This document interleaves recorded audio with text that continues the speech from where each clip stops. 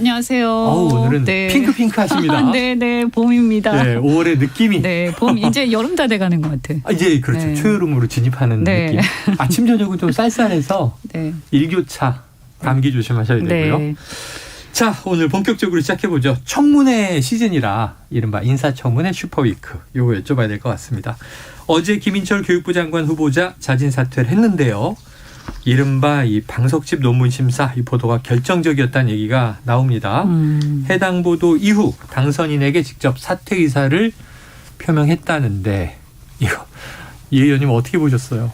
근데 뭐 김인철 후보자 같은 경우는 사실 계속 가기가 어려웠어요. 애초에. 네네. 그 풀브라이트 건이 이제 가족 4명. 우리 국민들은 사실 풀브라이트 하니까 무슨 사설 장학 재단인가 이러는데 네네. 이게 한미 그 재단이잖아요. 네네. 그래서 이 우리 혈세가 들어갑니다. 기금으로.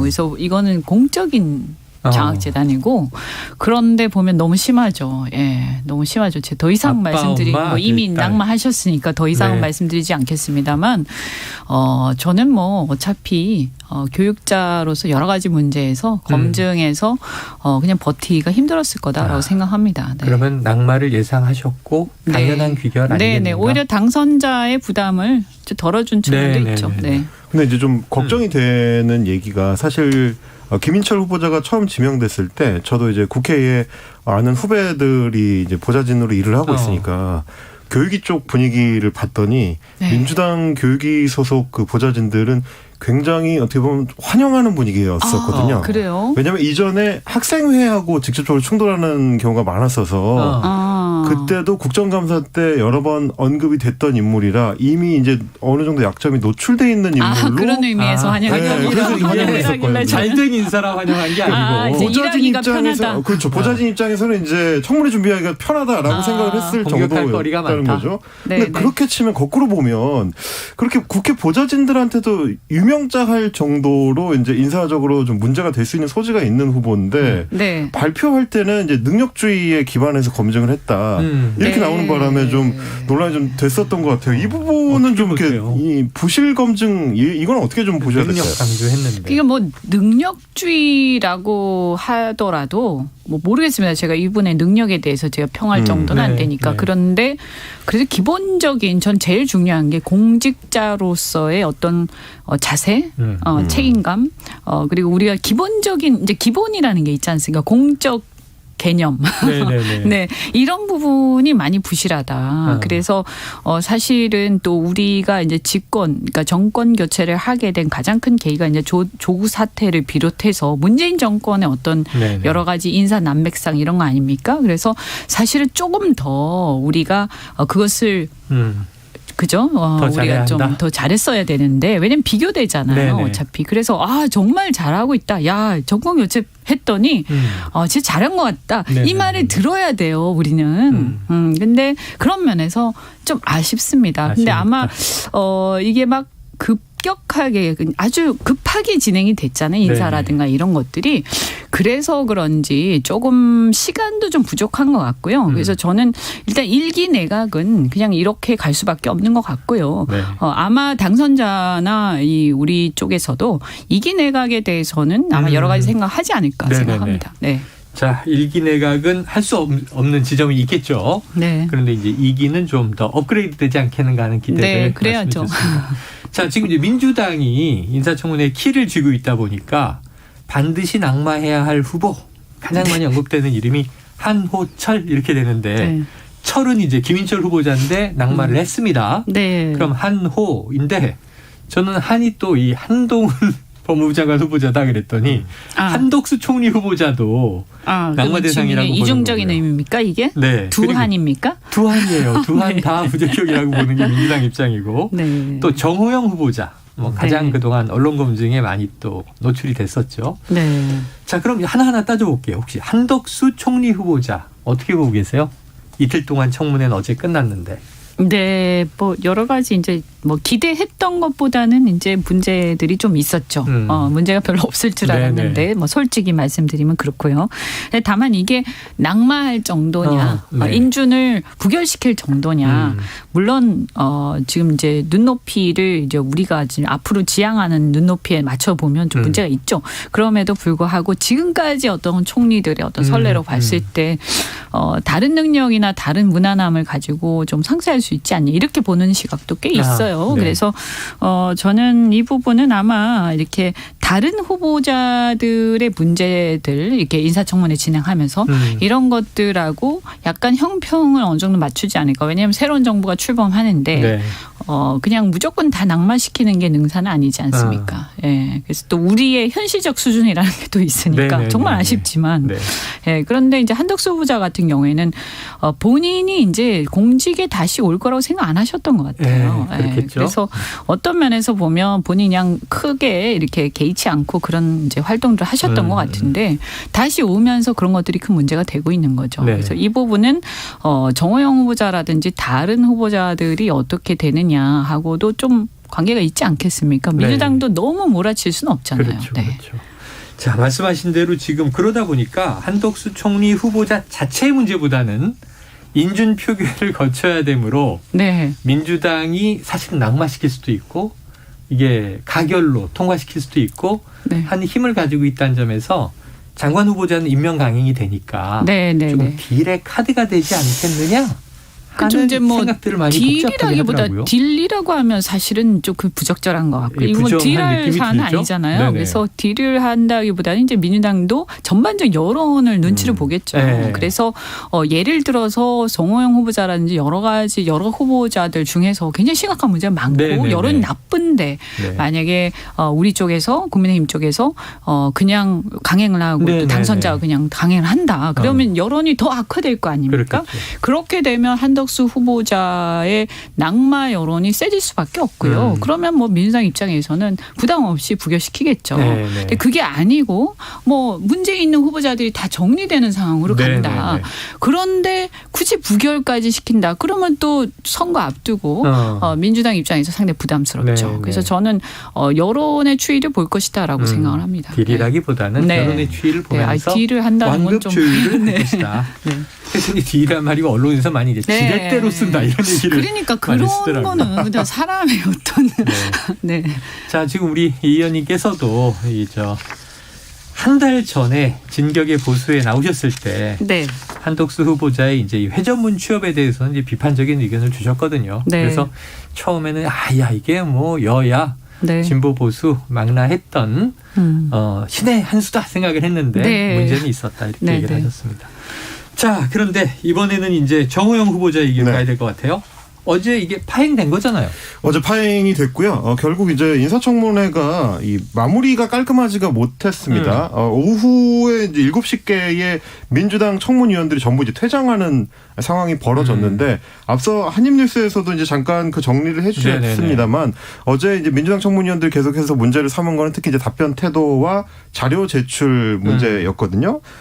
이제 2017학년도 그러니까 이제 정호영 후보자의 아들이 편입학을 할 때 냈었던 2017학년도 자료하고 2018학년도의 자료가 거의 똑같은데 약간의 수정을 제외하고는 오탈자까지도 이제 겹치는 부분들이 있을 정도로 같은 서류를 냈는데 점수 차이만 40점이 난다.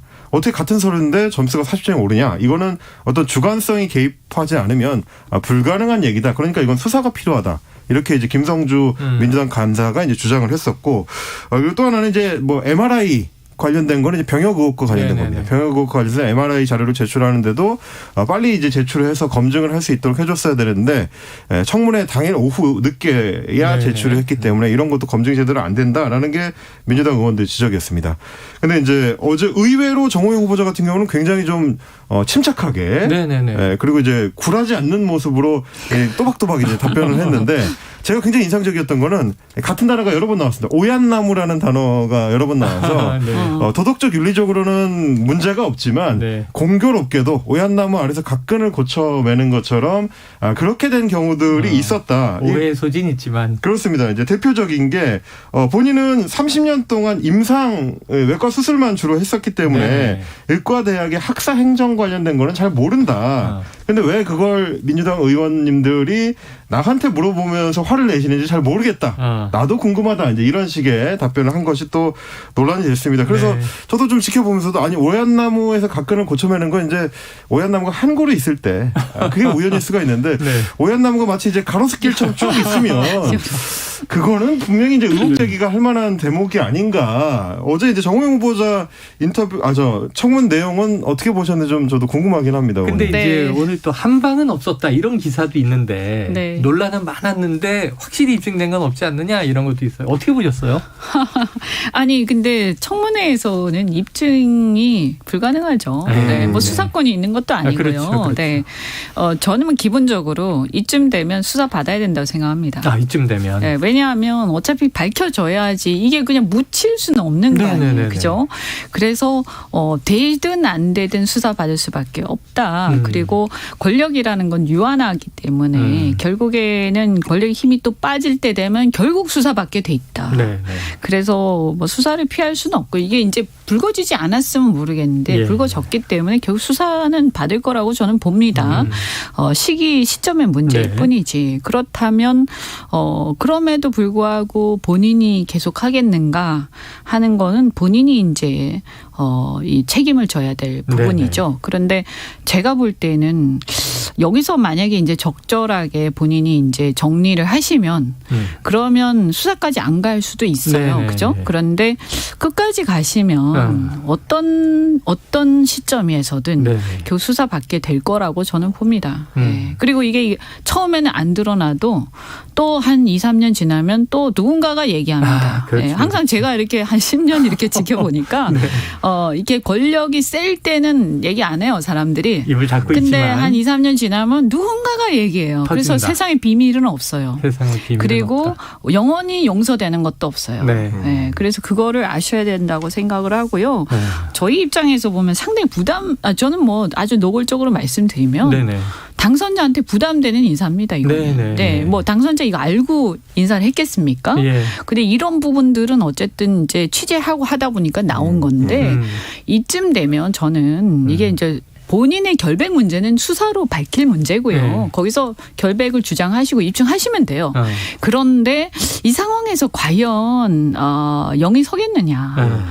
그래서 저는 뭐 본인이 좀 정리하시면 하는 생각이 좀 들고 그다음에 또 하나가 그럼에도 불구하고 이분이 너무나 능력이 출중해서 해야 되는가라고 봤을 때 네네. 공공보건정책 그다음에 복지정책 이런 면에서 또 연금이라든지 네네. 우리 숱한 여러 가지 문제가 있지 않습니까?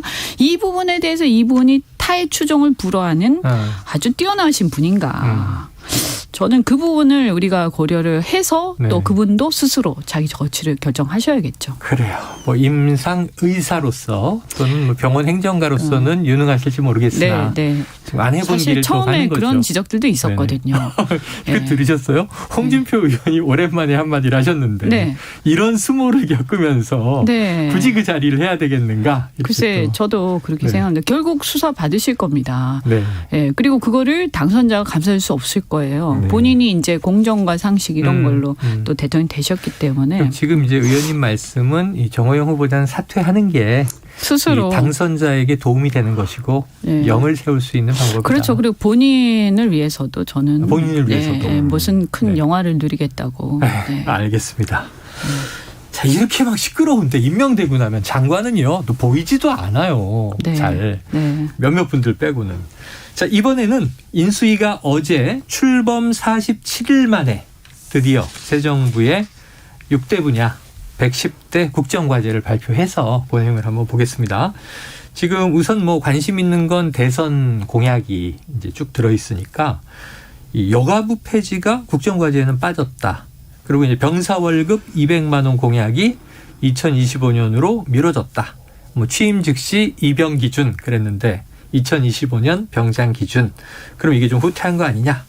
우선 좀 임 작가님이 좀 그 구체적인 내용을 정리해 주시죠. 네, 정리를 좀 해드리자면 여성가족부 폐지 문제는 이제 언제 안철수 위원장이 직접 이제 기자들에게 답변한 바에 따르면 정부조직법이 아직 이제 개편이 이루어지지 않았기 네네. 때문에 그 부분에 대해서 인수위에서 이제 직접적으로 다루지는 않았다라고 답변을 했습니다. 그러니까 정부조직법은 이제 법률을 개정해야 되는 사안이기 때문에 인수위에서 그 문제를 직접적으로 언급하지 않았다는 얘기인데 그러다 보니까 이제 기자들한테서 질문이 다시 나온 것이 그러면 법무부 장관의 수사주의권 폐지 문제는 국정과제에 포함이 됐는데 이것도 법률 개정 문제 아니냐. 그리고 이제 검찰에서 예산을 이관받아서 직접 예산 편성을 직접적으로 하는 문제 같은 경우도 법률과 이제 연동이 될 수 있는 문제인데 혹은 공수처법을 개정하는 문제 이런 것들은 다 국정과제에 포함이 됐는데 왜 유독 여성가족부만 빠졌느냐.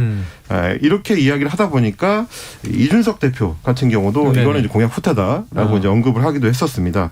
또 한 가지 지금 말씀해 주신 게 병사 월급 200만 원 문제인데 이거는 윤석열 당선자가 이제 후보 시절의 핵심 공약 중에 하나였습니다. 네네네. 일명 이제 페이스북 한 줄 공약의 이제 대표 시리즈였죠. 여가부도 그랬고요. 그렇습니다. 병사 봉급 월 200만 원이라고 적었었는데 이번에 발표된 내용을 보니까 이제 사회 진출 지원금이라고 해가지고 일종의 이제 적금 형식으로 일정 금액을 병사가 이제 자기 월급에서 떼서 적금을 붓게 되면 국가가 나머지를 보전을 해가지고 적립 금액을 이제 불려주는 구조. 네네. 이거를 봉급과 합쳐서 종합적으로 보면 월 200만 원이 되도록 하겠다라는 발표였기 때문에 네네네. 그러면 애초에 발표했던 병사 봉급 월 200만 원은 그냥 깨진 게 아니냐. 네. 공약 자체가 뭔가 깨진 게 아니냐. 이런 부분에 대해서 비판을 피하기가 좀 어려워 보인다. 네. 이런 지적이 많이 나왔습니다.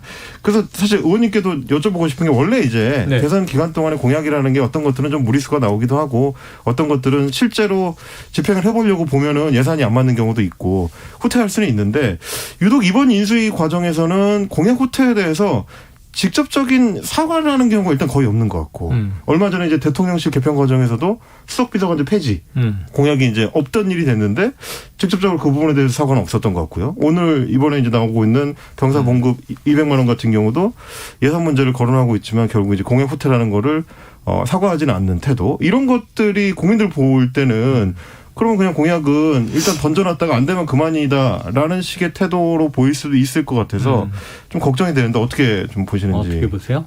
네, 사실 이번 대선이요. 기억하시다시피 양당이 경쟁적으로 포퓰리즘적 공약을 많이 내놨어요. 그랬죠. 그래서 그때 이거 아마 그 병사 월급 200만 원 이거 나왔을 때도 제가 비판을 했습니다. 네네. 그때 페이스북에서 비판을 했는데 이게 뭐 우리 당뿐만이 아니라 그 당시 비슷한 게 또 민주당에도 있었어요. 그게 뭐 최저 네. 시급에 맞추겠다. 그죠? 근데 네, 금액은 그래서, 다 비슷비슷했어요. 네, 그러니까요. 그래서 이제 경쟁적으로 이쪽이 내놓으니까 또 우리도 내놓고 또 우리가 내놓으면 또 저쪽도 내놓고 묻고 더블로 가 이렇게 이런 막 것도 가다 보니까 사실 이게 부사관들 월급 체계하고 또 문제가 있고요. 다른 사실. 공무원들하고도 안 맞고. 그렇죠. 그래서 사실 이거는 수정이 불가피한 상황이었어요. 그래서 예견된 상황이다 이렇게 보이고요. 이런 이제 포퓰리즘 경쟁 이것은 사실 우리가 좀 자성할 필요가 있다. 여야 공이 그다음에 공약 후퇴가 아니라고 말할 수는 없죠. 네. 명백하게 또 그래서 그런 부분들은 다만 이제 지금 산발적으로 그것을 얘기를 하기보다는 취임 이후에 제가 볼 때는 어떤 시점에는 뭐 종합적으로 아마 얘기하지 않을까. 왜냐하면 국정과제에서는 이렇게 얘기를 했지만 또 더 이렇게 여론과 이런 추이에 따라서 약간 네. 변화도 있을 수 있지 네네네네. 않습니까? 그래서 저는 그 부분은 이제 공약 후퇴에 대한 어떤 유감이나 사과 표명 이런 것들은 결국 조금 종합을 해서 네. 나중에 이제 그런 입장 표명이 불가피할 수도 네. 불가피할 것이다 이렇게 예상을 하고요.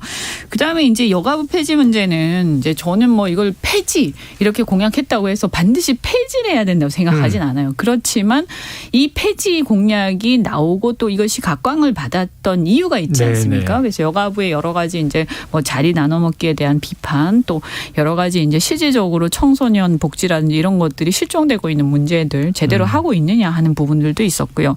그래서 조금 아쉬운 것은 그냥 아무 말을 안 하기보다는 이 문제에 대해서 우리가 어떻게 인식하고 있고 그래서 그 대안으로 우리는 어떻게 갈 것이다 라는 것까지 정도는 나와줬었어야 되는 거 아니냐. 그래서 혹시 제가 자세한 걸 못 봐서 그런지 모르겠는데 그런 이런 게 전혀 없다라고 한다면 저는 그것은 좀 아쉬운 부분이다라고 생각합니다. 그래서 그래요. 폐지는 아니더라도 네. 그대로 지키지는 못하더라도 최소한 그 문제 제기의 배경에 대해서 해결을 하겠다라는 의지는 보여줬어야 된다고 생각합니다. 그래요. 이게 취임 후에 좀 지켜봐야 될 것이 박근혜 전 대통령 이제 기초노령연금 후퇴에 대해서 사과한 바 있고 네. 문재인 대통령은 임기 중에 최저시급 10,000원 맞추기 어렵습니다 하고 사과한 적이 있는데 네. 이게 대통령 재임 중에 사과거든요. 인수위 때 사과한 건 없어요. 인수위 때는 그냥 이제 네. 그냥 대충 이렇게 아웃라인을 잡는 네. 거기 때문에 지금 비전 제시 단계니까 네, 네. 앞으로 지켜보도록 하고 네.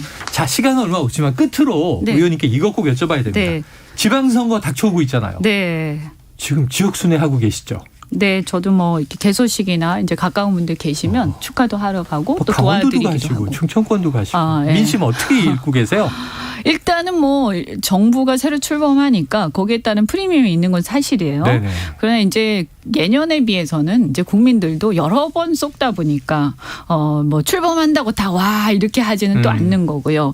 그래서 출범하기 때문에 기대는 하지만 반신반의하는 이런 네, 네. 정도다. 그래서 예를 들어서 우리가 이제 그 민심 자체가 이렇게 조금 그 동안에 막상막하였던 지역들은 네. 상당히 우리가 그래도 우세하게 바뀌고는 있는데.